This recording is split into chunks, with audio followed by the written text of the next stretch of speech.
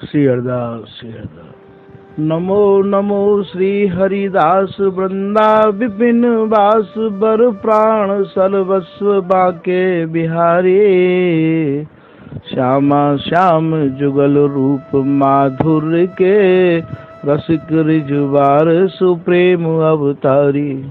परम वैराग्य निधि बसत निधि वन सदा भावना लीन सुप्रवीण भारी। कामना कल्प तरु सकल संताप हरु अग्रदास अली कल्याणकारी।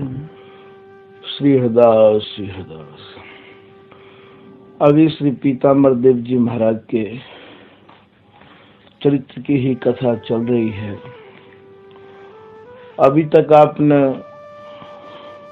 श्री पीताम्बर देव जी महाराज को ही भाग नंबर 8 की कथा सुनी।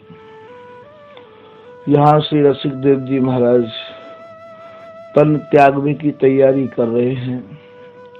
अपने सभी शिष्यों को यहाँ बुला लिया है और बुलाए के आप शिष्यों को ये समझा रहे हैं कि आपस में हमारे जावे के बाद हिल मिल के रहियो।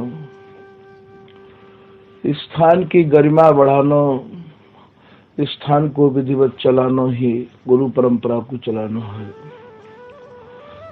तो श्री ऐसे पीताम्बर दास जी महाराज के गुरुदेव श्री रसिकदास जी महाराज अपने शिष्यन को बुला के कह रहे हैं, आज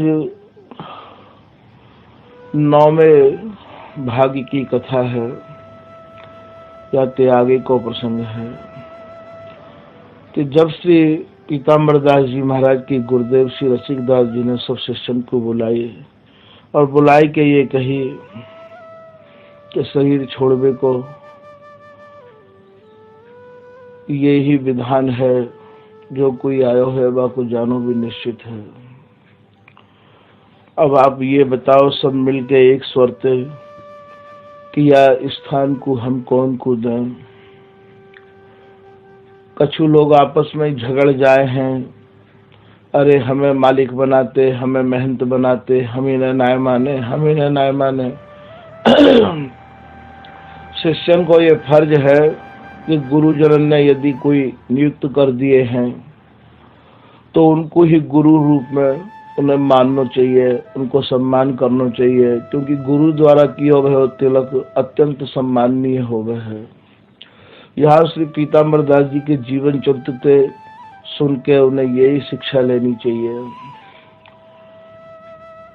अब महाराज कह रहे हैं कि यह स्थान कौन को दीजे, तुम सब कहो जासु विध कीजे।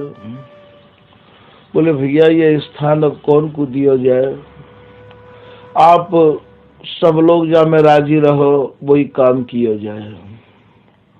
आप सब एकजुट है के जो भी कह दोगे कि महाराज अमुक को दे दो, अमुक गुरु भाई को आप मेहनत बना दो, हम लोग वही को ही सुपुर्द कर देंगे। यह स्थान कौन को दीजे, तुम सब कहो तासु विध कीजे। यह इच्छा सब गुरु की जानी, नमी कर जोर बदत भयवानी। जब शिष्य ने ये आज्ञा श्री रसिक देव जी महाराज के श्री मुक्ति सुनी तो सभी शिष्य हाथ जोड़ के बोले, हम सब शिष्य आपके दासा, तुम ही निज सुख करो प्रकाश। सब शिष्य हाथ जोड़ के बोले कि गुरुदेव हम सब आपके शिष्य हैं, सब आपके आज्ञाकारी हैं। आप अपने श्री मुक्ते जो भी आदेश कर दोगे वह को ही पालन किया जाए। आप जाको भी यहाँ महंत रूप में निश्चित कर दोगे, हम उनके अंदर आपकी ही छवि देखेंगे। समझ रसिक सबको संकेता, बदत भय करके अति हेता। सबको जब एक स्वर निश्चय, सबकी एक ही आवाज आई, तो श्री रसिक देव जी महाराज ही अपने श्रीमुख ते कछु संकेत करन लग गए। सुनियो सत्य मोर मुख वाणी, अपने मन जिन धरो गिलानी। गुरुदेव महाराज कह रहे हैं कि भाई अपने मन की गिलानी को त्याग के अब आप मेरी आज्ञा को सुनो। कलयुग खरो कुंज के द्वारे, आवत नाहिन मोर अगौर।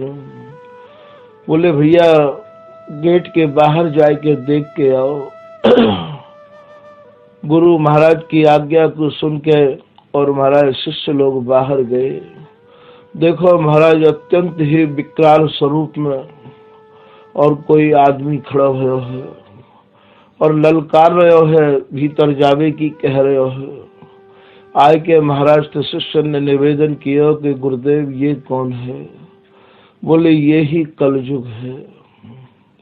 ये मेरे सामने तो नहीं आ रहे है, पर मेरे शरीर त्यागवे के बाद में भीतर अपनो अड्डो जमाए के बैठवे की काजे तैयार खड़ा है गेट के। तो कलयुग खड़ो कुंज के द्वारे, आवत नाहिन मोर अगौर। समय पाद हम निज तन तज हैं, तब कलयुग स्थल मधि पग हैं।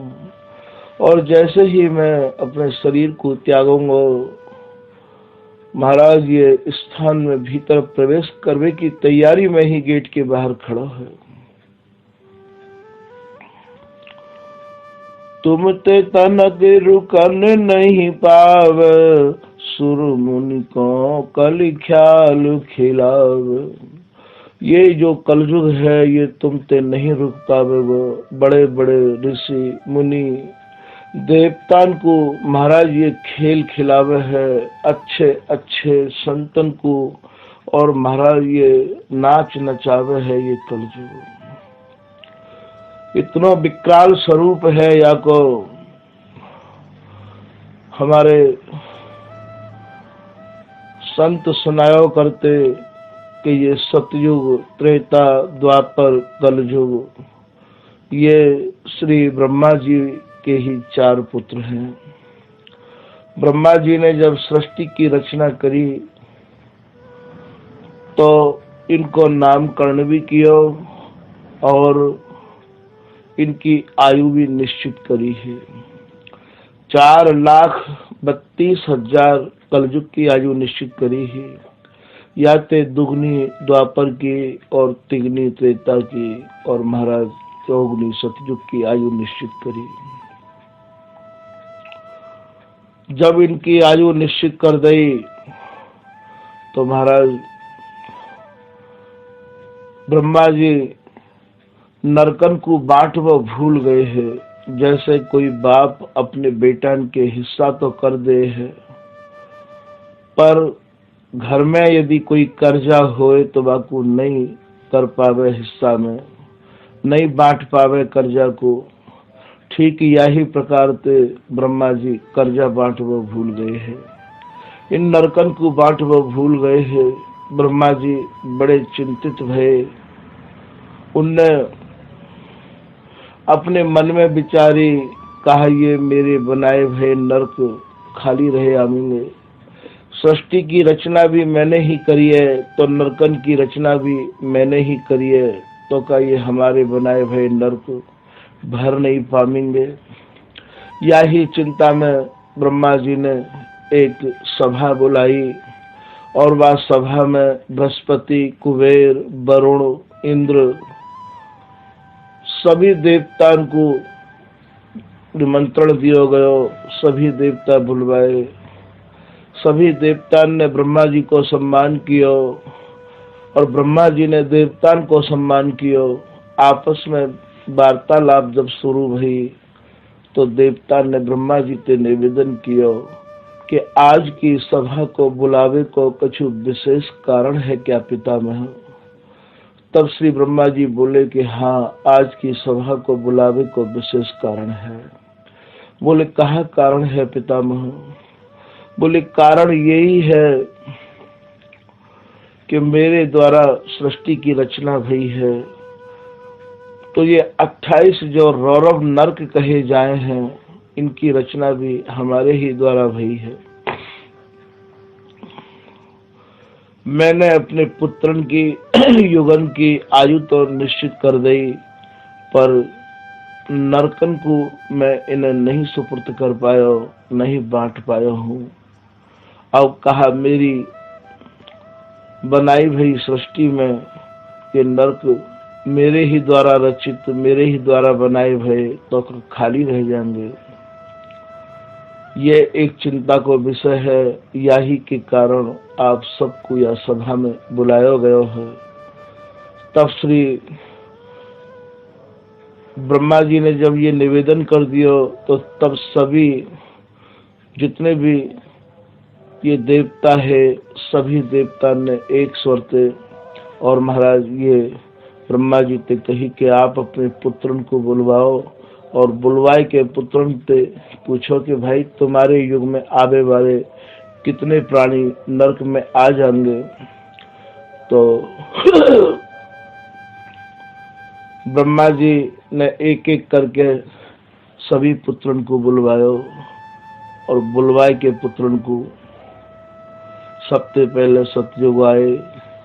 सतयुग ने बड़ी नम्रता पूर्वक भरी सभा में अपने पिताजी ब्रह्मा जी को प्रणाम किया। ब्रह्मा जी को प्रणाम करके हाथ जोड़ के और ब्रह्मा जी से सतयुग ने निवेदन किया कि पिताजी कैसे मुझको बुलायो और मेरे का जो कहा आज्ञा है, ये सब देवताओं को आपने यहाँ क्यों एकत्रित किया है। तब ब्रह्मा जी बाकी पीठ थपथपा के बोले कि पिता, बोले बेटा तुम्हारे युग में हैवे बारे कितने प्राणी नरक में आवेंगे। मैंने आपकी सबकी आयु तो निश्चित कर दी, पर नरक नहीं बांट पाया हो। सतयुग ने निवेदन किया पिताजी मेरे युग में ते एक भी प्राणी नरक में नहीं आवेगा। बोले सबकी दीर्घ आयु होंगे, सब सत्यवादी होंगे महाराज, कोई किसी के हक को खाएगा नहीं। ऐसी कोई भूल, ऐसी कोई गलती, ऐसा कोई अपराध ही नहीं करेंगे जिसके कारण नरक में आना पड़े। महाराज ब्रह्मा जी चुप रह गए और सतयुग प्रणाम करके अपने चले गए। फिर त्रेता युग को बुलाया, त्रेता युग ने प्रणाम करी। त्रेता युग ने भी यही प्रश्न किया कि पिताजी कैसे मुझको बुलाया। तब पिताजी ने उनसे यही कही कि बेटा तुम्हारे युग में हैवे वाले कितने प्राणी नरक में आवेंगे। तो वाने भी ब्रह्मा जी से यही कही कि पिताजी मेरे युग में ते भी एक भी प्राणी नरक में नहीं आवेगा, क्योंकि मेरे युग में तो राम राज्य रहेगा। शेर और बकरी एक घाट पे पानी पीएंगे, बिगर भूख के शेर भी शिकार नहीं करेगा। भगवान श्री राम की सभा में सबको जावे को अधिकार रहेगा। ऐसे राजा राम रहेंगे कि एक गरीब से गरीब आदमी भी अपनी पुकार, अपनी फरियाद राम जी के दरबार में जाए के लगा सके हैं, तो वहीं न्याय है जाएगा, वाकु दंड वहीं दे दिया जाएगा। या की वजह से पिताजी मेरे युग में ते भी कोई प्राणी नरक में नहीं आवेगा। महाराज प्रणाम करके ये त्रेता युग चले गए। फिर ब्रह्मा जी ने द्वापर युग को बुलाया और द्वापर युग ने प्रणाम करी। पिताजी मेरे का जो कहा आज्ञा है, कैसे बुलाया मुझको। बोले पुत्र तुम्हारे युग में हैवे बारे कितने प्राणी नरक में आवेंगे। बोले पिताजी मेरे युग में तो भी कोई प्राणी नरक में नहीं आवेगा, क्योंकि मैं तो सतयुग और त्रेता जो मेरे दो बड़े भैया हैं उनको ही अनुसरण करने की चेष्टा करूंगा। और ऐसा यदि भयो तो मेरे युग में तो कोई प्राणी नरक में कैसे आ सके है। महाराज प्रणाम करके द्वापर हो चले गए। फिर ब्रह्मा जी ने कलयुग को बुलायो। महाराज ये नितंग नंगे खाली इनने गूढ़ अंगन पे एक हल्को सो जाते आज कच्छा कहे हैं अंडरवियर धारण कर रखो हो। नितंग नंगे काले भुजंग लंबे तड़ंगे विकराल स्वरूप डरावनी आंखें भयावनो चेहरा। और महाराज इनके संग में मानो वो बेश्या नग्न हती जरूरी जगह पे ही वाने वस्त्र धारण कर रखे हैं। केवल एक खिंची भई चोली। और महाराज जो आज घोर कलयुग के स्वरूप आप बहन बेटी इनको वस्त्र पहनते देखो हो, बड़े बड़े परिवार की बहन बेटी को महाराज विकराल स्वरूप वाको भी। और वाने गले में तो कलयुग के हाथ डाल रखो हो और एक हाथ कलयुग ने भी बेश्या के गले में डाल रखो हो श्री हृदय।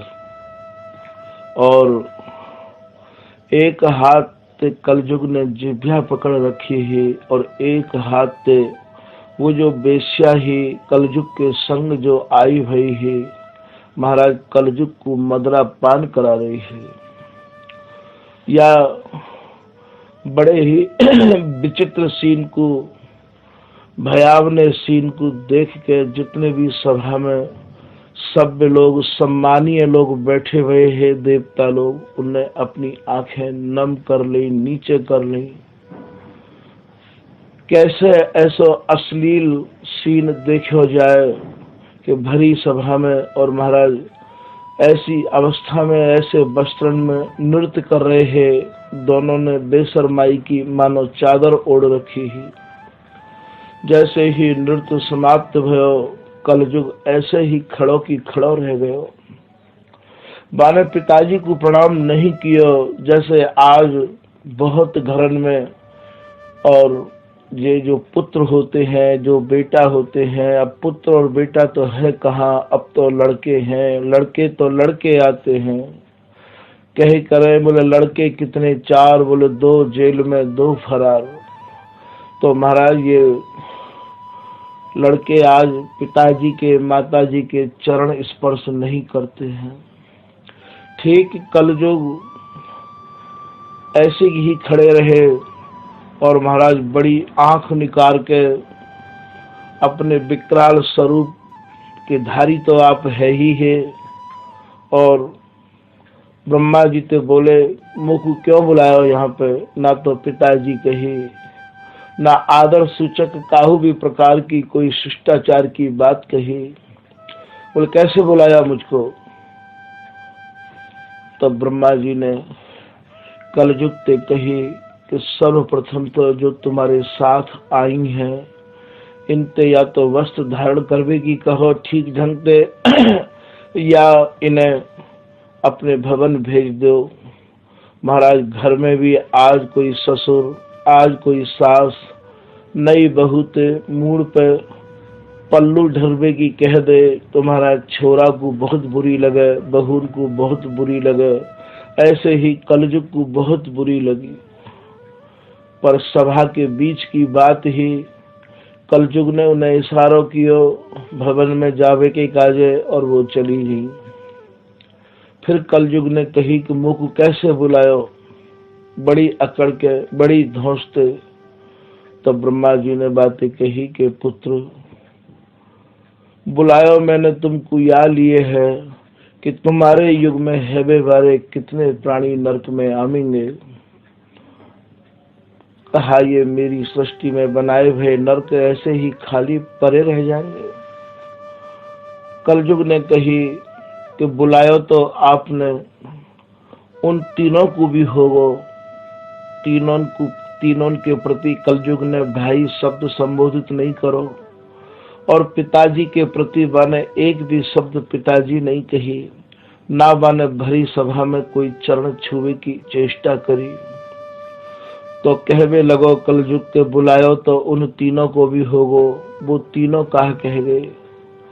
ब्रह्मा जी बोले पुत्र वो तीनों तो निराश कर गए हैं, मना कर गए हैं, कह गए हैं कि पिताजी हमारे युग में तो एक भी प्राणी नरक में नहीं आवेगो। कलयुग ने कही कितने नरक हैं? बोले 28। बोले 28 के दूने 56 हो तो भी फिक्र मत करो पिताजी। बोले मेरो तो जब जब अवतार होवे तब नरक भरवे के काजे ही होवे है। महाराज जितने भी देवतान की आंख नीचे ही व अश्लील सीन को देख नहीं पा रहे हैं या आवाज को सुन के एक बार उनकी सबकी आंखें तुरंत उनके चेहरा सतर्क है गए एकदम। जब कलयुग ने ये कही कि कितने नरक हैं? बोले 28। बोले 28 के दूने 56 हो तो फिक्र मत करो, मेरो तो जब जब अवतार होवे महाराज नरक भरवे को ही होवे है। बोले मैं साधुन की साधुता छीन लूंगा, बड़े बड़े तपेश्वरी तपिंगे महाराज मैं उन्हें राजेश्वरी बनाए दूंगा। बिन के यहाँ पे ऐसी ऐसी सुविधाएं और ऐसी ऐसी व्यवस्थाएं कर दूंगा कि रात दिन वो भजन पूजा पाठ को छोड़ के इन व्यवस्था में ही और घूमते रहेंगे। मैं बिना व्यवस्था में इतना गुमराह कर दूंगा कि महाराज भजन पूजा पाठ की तरफ से बिना वंचित कर दूंगा। तो बड़े बड़े साधुन की साधुता ले लूंगा महाराज, ब्रह्मचारीन के ब्रह्मचर्य को नष्ट कर दूंगा। जब ये ब्रह्मचर्य पड़े हैं बातें पहले ही इन्हें मैं भ्रष्ट कर दूंगा। ऐसे ऐसे यंत्र चलाऊंगा, ऐसी ऐसी युक्ति चलाऊंगा, ऐसे ऐसे सीन दिखाऊंगा, ऐसी ऐसी रंगीनियां दिखाऊंगा इन बालकन को जो महाराज ब्रह्मचर्य पड़वे ते पहले ही इन्हें मैं भ्रष्ट कर दूंगा। स्त्रीन के रज पड़वे ते पहले ही मैं इन्हें चरित्रहीन बना दूंगा। और महाराज ऐसे ऐसे फैशन निकालूंगा, ऐसे ऐसे तरीका निकालूंगा कि ये बिल्कुल ही शैशव अवस्था में ही बाल्यावस्था में ही इन्हें मैं चरित्रहीनता की ओर ले जाऊंगा। महाराज चींटी ते लेके हाथी पर्यंत तक सबको मैं भ्रष्ट कर दूंगा, सबको मैं वर्ण संकर बना दूंगा, काहू के जीवन को पवित्र नहीं छोड़ूंगा। इन सब बातन को सुनकर देवता अति विचलित हो रहे हैं। बोले इतना भयानक इतना विचित्र है ये कलयुग। महाराज या सब बात को सुनकर देवराज जो इंद्र है उनकी दृष्टि कलयुग पर पड़ी हुई है। कलयुग जब यह सभा में आए तो इनने एक हाथ से जिभ्या पकड़ रखी है, ये जिभ्या पकड़ के नृत्य कर रहे हैं। तो देवराज इंद्र ने कलयुग से पूछे कि पुत्र आपने जिभ्या पकड़ कर नृत्य क्यों किया? कलयुग ने देवराज इंद्र को अपनी बात बताई। बोले देवराज आपकी दृष्टि अति पैनी है, आपने मुझे जीभ पकड़ के नृत्य करते हुए देख लिया है। यद्यपि ये भेद मैं किसी को बताना नहीं चाहता हूँ, पर आपने सभा में पूछा है इसलिए मैं तुम्हें बताना जरूरी समझ रहा हूँ। जीभ पकड़ के जिभ्या पकड़ के मैंने नृत्य या लिए किया है कि जिनकी जिभ्या पे हरि चर्चा होगी, जिनकी जिभ्या पे हरि नाम होगा वहां नहीं जाऊंगा। या की वजह से मैंने जिभ्या पकड़ के नृत्य किया है, उनते तो मुख भय है जो हर वक्त हरि चर्चा के बिगर अपनो एक मिनट भी खोनो नहीं चाहे हैं, वहां मैं नहीं जाऊंगा, वहां मेरा प्रवेश नहीं है। और महाराज जो भी हरि चर्चा ते और हरि भजन ते, और महाराज जो मेरे चंगुल में आ जाएगो, मेरे जाल में फंस जाएगो, वाय तो मैं ऐसे पटक पटक के मारूंगो महाराज। वा को मन में भजन में लगन ही नहीं दूंगो। वा के ऊपर तो मेरी ही सवारी रहेगी। जब जब वो भजन की और पूजा की और प्रार्थना की और महाराज कथा सुनने की इच्छा प्रकट करेगो, मैं वाके भीतर वो प्रमाद भर दूंगो, वो आलस्य भर दूंगो, वाके मन की गति को ऐसी विचलित कर दूंगो, ऐसा काम लगा दूंगो कि महाराज वो कथान की तरफ और भजन की तरफ बाकी मन को लगने ही नहीं दूंगो। महाराज या प्रसंग को काहू समय हमारे सदगुरुदेव भगवान ने हमें सुनायो, और यही प्रसंग आज श्री पीताम्बर दास जी महाराज के चरित्र में और इन्हीं की कृपा से ये याद आए गयो। कलयुग में कोई और साधन नहीं है, सब लोगों ने एक ही साधन को सराहायो है और सबकी एक ही आवाज है। संतन को भी यही माननो है कि कलयुग केवल नाम आधारा, सुमिर सुमिर नर उतरे पारा। ये इतना सीरियस युग है, जैसे कोई डॉक्टर ये कह दे कि भाई अब तो कोई उपाय नहीं है, सीरियस केस है, अब तो केवल ऑपरेशन ही उपाय है, और इसके लिए अब आप दवा खाएं तो कोई रास्ता नहीं है, दवा से कुछ होने वाला नहीं है। ठीक या कलयुग में केवल हरि नाम, केवल हरि नाम, हरि नाम सुमरण ते, हरि कीर्तन ते, हरि चर्चा ते ही ये जीव पार है सके है, क्योंकि ये जीव अल्पज्ञ है और अनभिज्ञ है। अल्पज्ञ भैया बातें कहें जाकी आयु नहीं है या की आयु को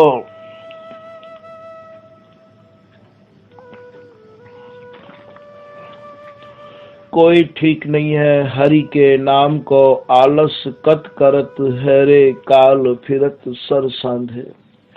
ये जन्मते ही महाराज अल्पज्ञ है, कब या कछु है जाए, जन्मते ही ये बीमार है। नैक बाहर जाए निकस के महाराज, कब एक्सीडेंट है जाए, कब दिल को दौड़ा पड़ जाए, कब कैंसर है जाए, कब बीमारी या को घेर ले। या युग में जितनी नई नई बीमारी को संचार है रहो है ऐसा महाराज अन्य युगों में देखने को नहीं मिलो हो। तो ये अल्पज्ञ है और ये महाराज अनभिज्ञ है। अनभिज्ञ बातें कहें कि या कोई ये जानकारी ही नहीं है कि मुझे कहा करनो है और कहा नहीं करनो है, मैं कहा तो करूं और कहा नहीं करूं। महाराज ऐसे ऐसे धर्माचार्य और ऐसे ऐसे भागवताचार्य और ऐसे ऐसे महाराज जगत गुरु और महाराज धर्म के ठेकेदारन ने कथान की ऐसी भीड़ लगाए दी है, याय करो याय मत करो, याय करो याय मत करो। महाराज या को इतना समय कहाँ है। ये तो बेचारो 25 और 30 साल तो या की पढ़ाई में ही निकस जाए हैं, और तब फिर ये महाराज अपने दाम्पत्य जीवन के बंधन में बंधे हैं। और जब या के 1 या 2 संतान होए और बिना पढ़ा लिखा के, और जब ये बड़ो करे महाराज या की उम्र 50 और 60 के बीच में है जाए है, और 50 और 60 के बीच में तो महाराज बीमारी घेर के या प्रकार से ले हैं, या शरीर को महाराज काहू को हार्ट है तो काहू को ब्लड प्रेशर है, तो काहू को महाराज कैंसर है, तो काहू को दमा है। ऐसी असाध्य बीमारी या शरीर को घेर ले हैं कि ये बेचारों फिर परमात्मा की प्राप्ति को उपाय करनो भी चाहे तो कर नहीं सके। घर में काऊ प्रकार से ऐसी कोई शिक्षा दीक्षा आज मिल नहीं रही है। पहले तो महाराज गीता को पाठ हो करतो हो, और पहले तो महाराज रामायण जी को पाठ हो तो, भागवत को पाठ हो तो। अब तो घरन में काय को पाठ है रहो है। मैं याकू वाणी के द्वारा यहाँ कहनो नहीं चाह रहे हूँ। आप लोग सब जानो हो कि घरन में अब काय को पाठ है रहो है। प्रातः काल भी ऐसे बदल गए हैं कि प्रातः काल भी महाराज संत लोग सुनायो करते कि 3 प्रकार के स्नान होवे हैं। एक तो ऋषि स्नान होवे, एक संत स्नान होवे, एक दानव स्नान होवे है। संत स्नान को भाव यहाँ मानव स्नान ते है भैया। 3 बजे ते 5 बजे तक जो स्नान है जावे है, बात ऋषि स्नान कहे हैं। जैसे आपने भागवत में सुनी होगी, गौतम ऋषि, अत्रि ऋषि, सर्वभंग ऋषि, ये सब। और महाराज 3 बजे ही स्नान कर ले करते। और महाराज दूसरा मानव स्नान होवे है। मानव स्नान भैया बातें कहे हैं जो सूर्य उदय के पहले पहले है जाए है। सूर्य की किरण जब हमारे शरीर पर पड़े हैं तो वास्तव में जो एक स्फूर्ति, जो एक उत्तेजना, जो एक शरीर में एक तरंग पैदा होमे है, वाकई एक विशेष शरीर को एक ऊर्जा मिले है। तो जो सूर्य उदय से पहले जो स्नान हुए है बातें मानव स्नान कहे हैं। और सूर्य उदय के बाद जो स्नान हुए भैया बातें दानव स्नान कहे हैं, राक्षस स्नान कहे हैं। आज हम 9-9 बजे तक, 8-8 बजे तक, 7-7 बजे तक, अर्थात सूर्य उदय के बाद तक तो हम सोते रहे आवे हैं। और महाराज जब धूप हमारे पूरे शरीर को घेर ले है, हमारी खटिया पे आ जाए है, तब हम स्नान करवे को महाराज पेस्ट लेके जाए हैं और शौच को जाए हैं। या युग को ऐसा ही प्रभाव है। ऐसे जो लोग हैं वो साक्षात या कलयुग के चंगुल में आए हुए हैं भैया। ऐसी यदि कोई व्यवस्था है तो में हमें परिवर्तन कर लेना चाहिए। खास करके जो कंठी तिलकधारी हैं, वैष्णव हैं, उनको तो यहाँ पे विशेष ध्यान देना चाहिए। ये जीवन बहुमूल्य है, बहुत कीमती है। तो ये प्रसंग बस यहाँ बात ये सुनानी पड़ गई है कि अब ये अल्पज्ञ है, अनभिज्ञ है। 50 और 55 साल में जब ये अपने बच्चन ने पढ़ा लिखाई के और महाराज अपने को ये सोचे कि अब कोई या को संबंध वारा आ जाएगा, तब तक महाराज ये लंबी लंबी सांस भरन लग गए हो। पहले तो फिर 100-100 साल और 80-80 साल की उम्र लोग पाए लेते। वर्तमान समय की स्थिति तो महाराज अत्यंत ही विचित्र रहती चली जा रही है। दिनों दिन आदमी की उम्र घटती चली जा रही है बीमारी के कारण। तो भैया या इतने कीमती समय को मत चूको। चाहे गृहस्थ में रहो, चाहे महाराज सत्संग में रहो, हमेशा हरि चर्चा, हरि को जो नाम है वो तो जिह्वा पे रहना ही चाहिए। श्री चैतन्य महाप्रभु जी भी अपने एक श्लोक में कह रहे हैं कि हरेर नाम हरेर नाम हरेर नाम केवलम। या युग में महाराज केवल हरि नाम, केवल हरि नाम, याते बढ़ के और कछु नहीं है। चलते फिरते खाते सोते और हम लोगों को चाहिए कि केवल हरि नाम को अपने अंतरंग जिह्वा में रखें। या में भी काऊ दिखावाबाजी की बिल्कुल आवश्यकता नहीं है कि आप यूँ सोचो कि महाराज हम लोग माला लेके बैठेंगे तभी भजन होएगो। भजन तो महाराज जिभ्याते होएगो, ऐसा भी नहीं है। जा पे जैसे बन जाए। यदि सफारी सूट पहन के भजन है रहे हो तो अचला लंगोटी लगावे की कोई आवश्यकता नहीं है। तो या युग में महाराज कोई साधन नहीं है, केवल एक ही साधन है, हरि चर्चा, हरि संकीर्तन और हरि नाम जिह्वा पे रहो आवे। और भैया जावे के काज बस ये मत सोचो कि अभी हमारा समय बकाया है। कोई भरोसा नहीं है या समय को कब कहा कर दे। तो ये युग में विशेष सावधानी से जीवन निकासना पड़ेगा। यहाँ जितने भी लोग आए महाराज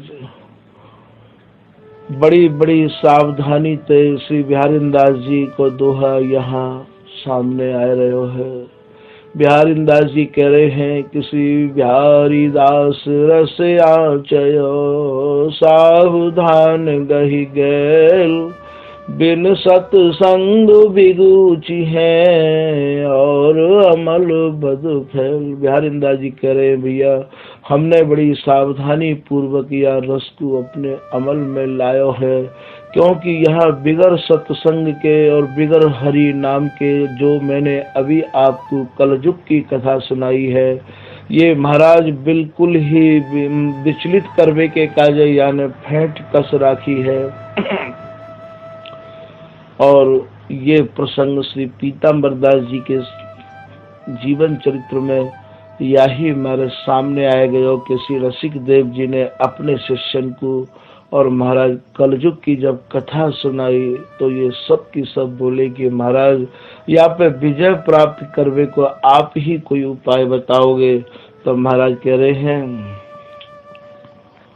तुम ते तनक रुकन नहीं पावे सुर मुनि को कली ख्याल खिलावे। ये युग आप ते नहीं रुक पावे वो महाराज बड़े बड़े ते भी नहीं रुक पायो। इनकी जाको तो जेह जे दाव उपाव करत मिलती ही रूप धरी आवे। बचो न इंद्र चंद्र ब्रह्मा तिन्हु बिन तार न जावे। या को महाराज ऐसो विचित्र स्वरूप है कि ये अपनो राज तो करेगो ही करेगो।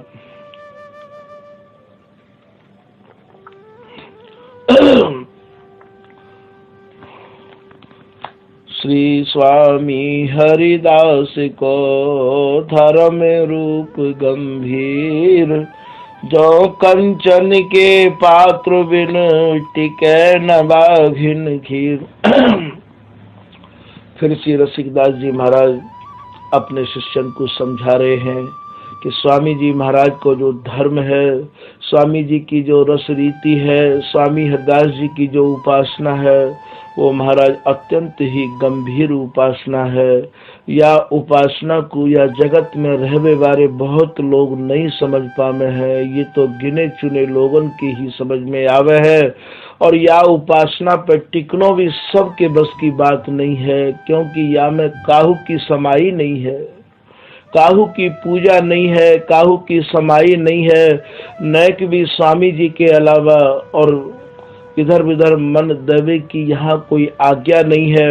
ऐसे श्री स्वामी रसिक देव जी महाराज अपने शिष्यन को समझा रहे हैं कि भैया ये रस तो उनके ही हृदय में टिक सके है। ये सिंगनी को दूध है, जैसे सिंगनी को दूध या तो महाराज सही रूप में सिंह को ही बालक पचा सके है, और या महाराज जा पात्र में काऊ भी प्रकार की मिलौनी ना हो जो जाते स्वर्ण पात्र कहे हैं जो कि विशुद्ध सोना होवे। ऐसो ही महाराज स्वामी जी के घर में या तो कोई ऐसो जन होए स्वामी जी के सिवाय काहू को नहीं चाहतो होए, या कोई महाराज ऐसो स्वर्ण पात्र होए जामे काहू की भी मिलौनी नहीं होए। वाही के हृदय में ये स्वामी जी को रस रह सके है। सिंगनी के दूध के द्वारा या कुछ समझाया जा रहे है। हमरो बचन सत्य करि मानो तो पीताम्बर को यहानो। महाराज अपने शिष्यन से कह रहे हैं श्री रसिकदास जी कि यदि हमारी बात को आप सत्य मानो तो पीताम्बर दास को यहाँ बुलाए लो। उनते धर्म बीज दृढ़ हुई है, कलि उपाधि अस को सुको है।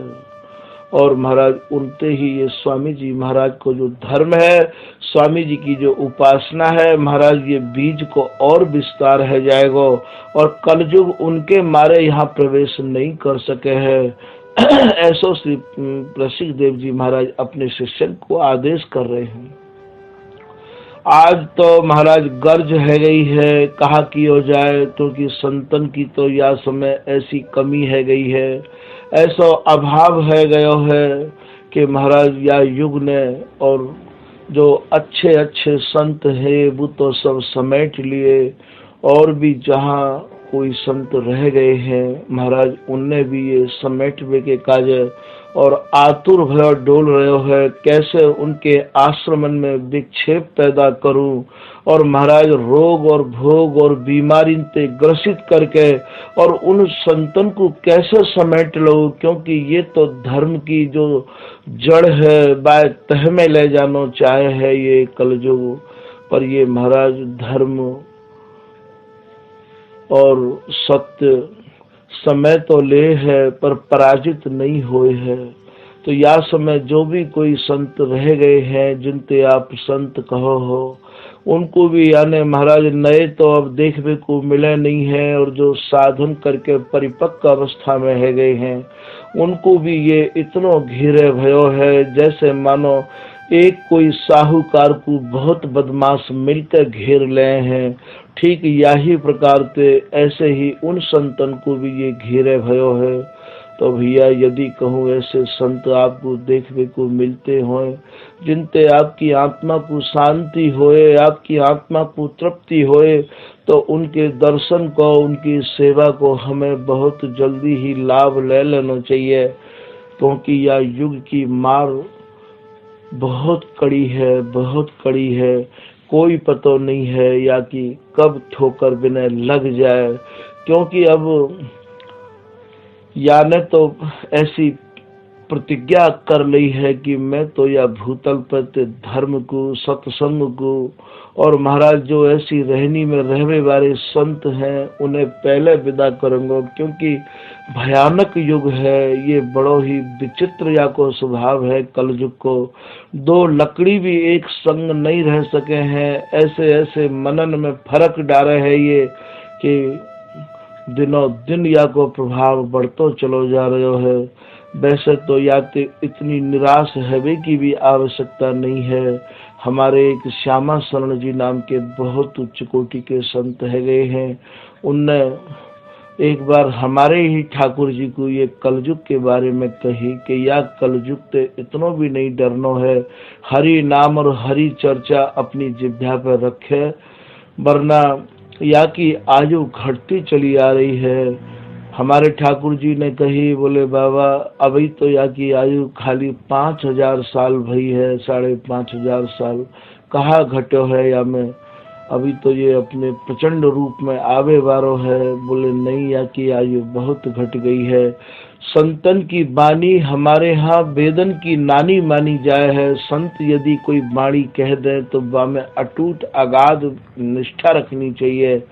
तो वो श्यामा शरण जी नाम के जो संत है उनने बताई कि एक सोमवती अमावस्या आवे पे या की उम्र 1000 वर्ष कम है जाए है, और एक सोमवती अमावस्या को सूर्य ग्रहण पर्वे ते या की आयु 10,000 वर्ष छीण है जाए है, और एक पूर्णमासी को और महाराज चंद्र ग्रहण पड़वे ते या की आयु 1000 वर्ष छीण है जाए है। हमें तो ये लगे कि अभी हमारे 12 महीना बीते हैं और अब वर्तमान समय में 2-4 सोमवती अमावस्या और 2-4 सूर्य और चंद्र ग्रहण यहाँ पड़ते ही रहे हमें हैं। तो हमें तो ये लगे कि या कि 1 वर्ष आयु कम भई है भैया, या कि हजारें वर्ष आयु कम है जाए है। फिर बिन्ने कछु लक्षण बताए है कि भैया पहले मरेंगे भूस भूसैया, तुम्हें ये पता लग जाए कि अब गीदड़ कम रहते चले जा रहे हैं, तो जान लो कि युग की उम्र भी कम रहती चली जा रही है। पहले मरेंगे भूस भूसैया, फिर मरेंगे जोत जुतैया, और फिर जो है आप ये देखियो कि बैल यदि हैं कि नहीं है। आज बैल देखने को भी नहीं मिले हैं। जहाँ तहाँ कहूँ खेती है रही हो तो है रही हो बैलनते। ये कलयुग के लक्षण वो श्यामा शरण जी बाबा बता के गए हैं, तो आज ये सटीक उतर रहे हैं यहाँ पे।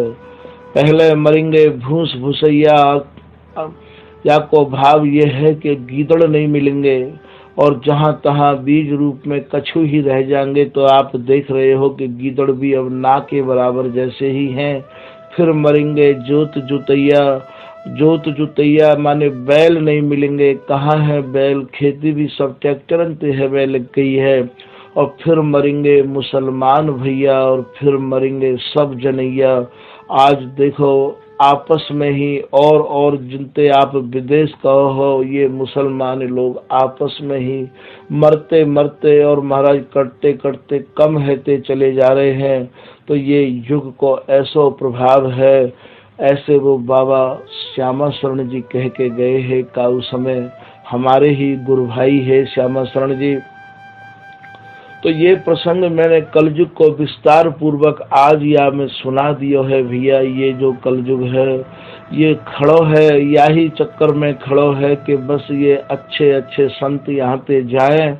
और महाराज यहाँ अब नए संत तो बन नहीं रहे हैं, अब जैसे भी हैं उन्हीं को ही ये स्थान सुपुर्द करने पड़ रहे हैं लोगों को, क्योंकि अब लाए कहाँ थे। समय की मार तो सबको झेलनी पड़े है। बड़े बड़े महापुरुष बड़ी मार झेल रहे हैं या युग की। बड़े बड़े संत तो यहाँ पे चले गए, और जो भी है महाराज वो अब अपनी अपनी तैयारी वो भी करके बैठे हैं। उनते धर्म भी बीज दृढ़ हुई है, कली उपाधि अस को सु कही है। बोले पीताम्बर दास जी महाराज से ही स्वामी जी को धर्म निश्चित है सके है, और कलयुग उनके आगे कोई उपाधि नहीं कर सके है। ऐसा श्री रसिक देव जी महाराज अपने शिष्यन को समझा रहे हैं।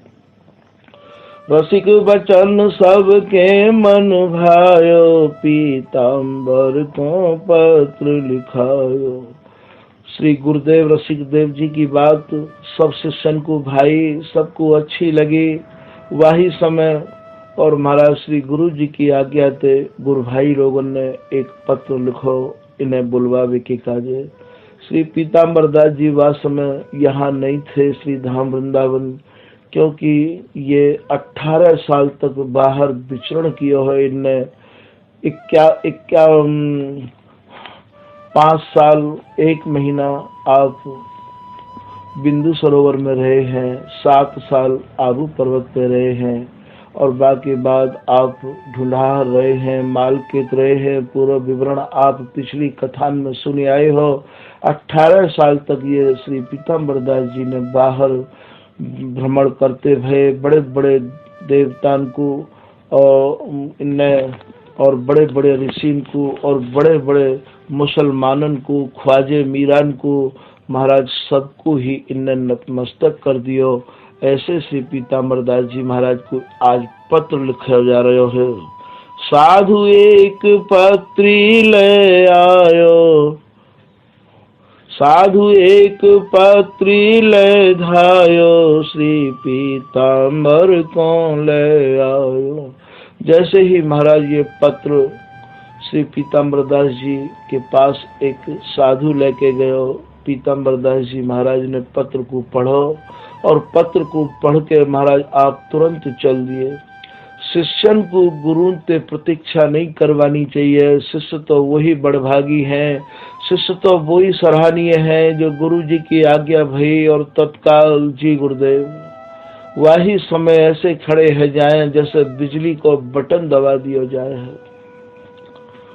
आए श्री गुरु पद सिर नाए, गुरु प्रसन्न भय और मैं लाए।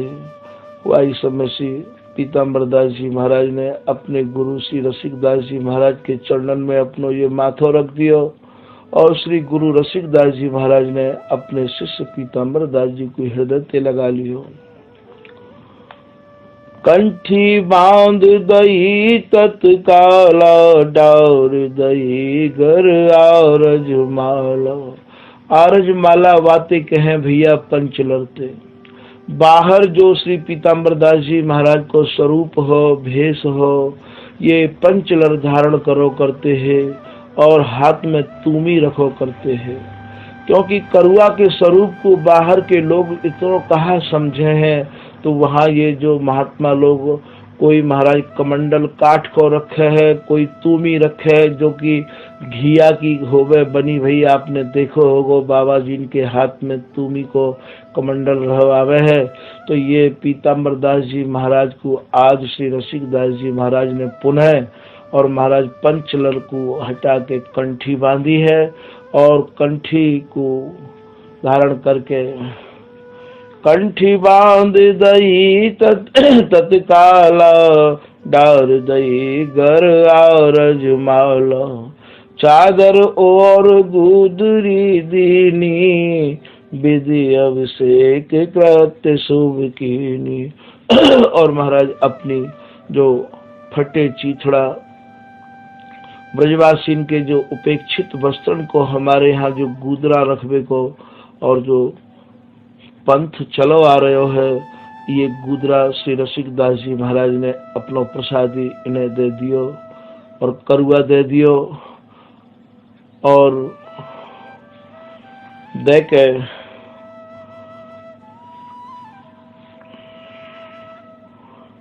जो भी विधि विधान है मेहनत बनावे के, वो समाज को बुला के आप श्री रसिक दास जी महाराज ने ये पूरे किए।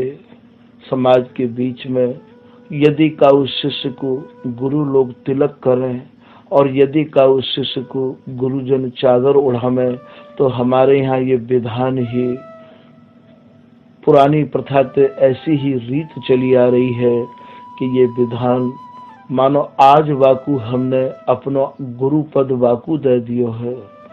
तो जितने भी आश्रम के शिष्य हों उनको गुरु भाव में ही देखना चाहिए और जिनने ये महंत पद स्वीकार किया है उनको भी वह आश्रम के प्रति इतना समर्पित रहना चाहिए कि छोटे और बड़े गुरु भाई सबको वो सीना ते लगा के रखें, छाती ते लगा के रखें, उन्हें खिला के ही खामें और सुला के ही सोमें।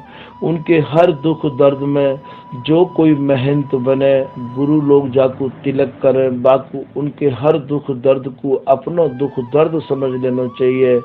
जैसे गुरु अपने शिष्यन को अगाध प्यार देते हैं, ऐसे ही जिनको गुरु ने तिलक कर दियो है, जिनको गुरु ने चादर उड़ा दी है, जिनको वह महंत पद पे आसीन कर दियो है, महाराज उन शिष्यन को उनको ये धर्म बने है कि महाराज जैसे जैसे गुरुजन करते आए हैं वैसे महाराज बा स्थान को और आगे बढ़ावे की मन में रखें। जो स्थान के नियम हैं कि आजीवन ब्रह्मचर्य पालन करना है, परिवार ते काहू भी प्रकार को ऐसा संबंध नहीं रखना है जाकू लेके समाज के चार आदमी ये कह दें कि अरे भाई तुम्हारे गुरुजी तो ऐसे है हमारे, और महाराज शिष्य जो हैं वो या प्रकार के हैं। कोई भी प्रकार की उंगली समाज के लोग ना उठा सकें, ऐसे आगे वाले महंत को ऐसा करना चाहिए जाते गुरु जी की इज्जत में चार चांद लग जावे, क्योंकि गुरु को जो नाम चले है वो सुसते ही चले है। आज श्री पीताम्बर दास जी महाराज को विधिवत सारे नियम श्री रसिक दास जी महाराज ने सिखाए हैं और सिखा के और महाराज अपने ही हाथ से श्री रसिक दास जी महाराज ने श्री पीताम्बर दास जी महाराज को समाज के लोगों को बुला के ये चादर प्रदान करी है। और चादर प्रदान करके स्थान को जो भार हो, स्थान की जो जिम्मेदारी ही वो सब समाज के बीच में श्री पीताम्बर दास जी के हाथन में सौंपी है।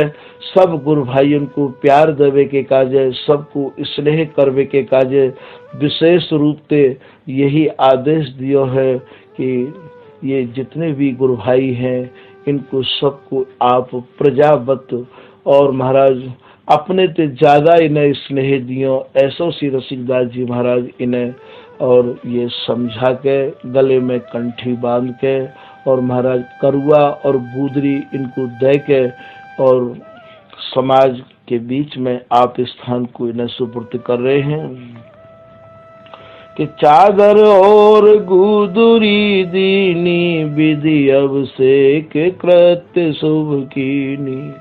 जो भी आश्रम को शुभ रखवे के समाचार है वो सब जो है आपने इन्हें पढ़ा दिए हैं।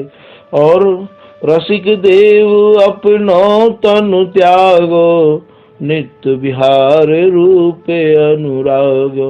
और श्री गुरु रसिक देव जी महाराज ने आज अपना ये शरीर और या को अर्थ ये नहीं है कि मेहनताई दे के ही या चादर ओढ़ाए के वही वक्त शरीर त्याग दिए हो, ऐसा नहीं है। ये एक वस्तु का दूसरे को सौंप दी जाए तो या को भाव ये रहे कि भाई हमते भी ज्यादा सुरक्षित या वस्तु को ये रखेंगे, हमारी आगामी परंपरा को ये चलाएंगे। ऐसे भावन को संजो के गुरु लोग अपने हृदय में, और ये जो सेवा रूपी वस्तु है और ये जो धर्म रूपी वस्तु है या कोई ये समाज के बीच में सौंपे हैं। शिष्यन को भी या गुरु की धरोहर समझ के, सबकी संपत्ति समझ के ही शिष्यन को और या आगे बढ़ावे के उद्देश्य से ही और सेवा में लगो रहना चाहिए। ऐसे श्री पीताम्बर दास जी महाराज को इनने विश्वास पात्र समझा है। और आप की सेवा शिष्य लोग दिनों दिन करते चले जाते। श्री पीताम्बर दास जी महाराज को सभी गुरु भाइयों ने ऐसे मानो जैसे श्री रसिक देव जी महाराज को मानो। समाज में आपको बहुत बड़ा सम्मान हो, क्यों नहीं होगा सम्मान। निद्रा इनने जीत ली है। बड़े बड़े ऋषि और बड़े बड़े महाराज पीर मौलवी सबको आप प्रभावित करते हुए श्री धाम वृंदावन में आए हैं। और महाराज स्वामी जी के जो धर्म है, स्वामी जी की जो उपासना है, वह में भी आप अत्यंत ही गहरे डूबे भये हैं। ऐसे श्री पीताम्बर दास जी की सब लोग वैसी ही आज्ञा पालन करते। आश्रम के गुरु भाई जैसे श्री रसिक देव जी ही आज्ञा कर रहे हैं। एक समय ऐसा आयो बहुत काल पश्चात कि श्री रसिक दास जी महाराज ने अपने सब शिष्यन को और बुलाए के कही कि भाई अब यह शरीर को जावे के काजे आप सब लोग स्वामी हरिदास जी महाराज को नाम गुणानुवाद करो। और हम सुनते सुनते शरीर छोड़ना चाहे हैं। श्री रसिक दास जी महाराज ने यही प्रकार थे और पूरी रचना रचवाई और रचना रचवा के और महाराज यह शरीर को छोड़ने की श्री रसिक दास जी महाराज ने जो भी रूपरेखा बनाई शिष्य ने सब पूरी करी।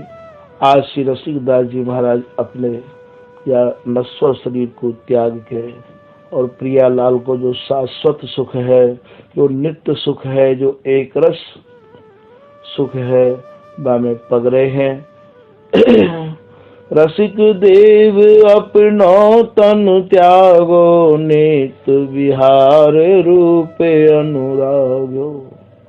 नित्य विहार जो स्वामी जी महाराज को रस देश है, बा को ध्यान करते करते और सब शिष्यन के बीच में श्री रसिक देव जी महाराज ने अपने या नश्वर शरीर को त्याग दियो। श्री हरिदास श्री हरिदास। आज की कथा यही विराम करी जा रही है भैया। श्री हरिदास श्री हरिदास श्री हरिदास।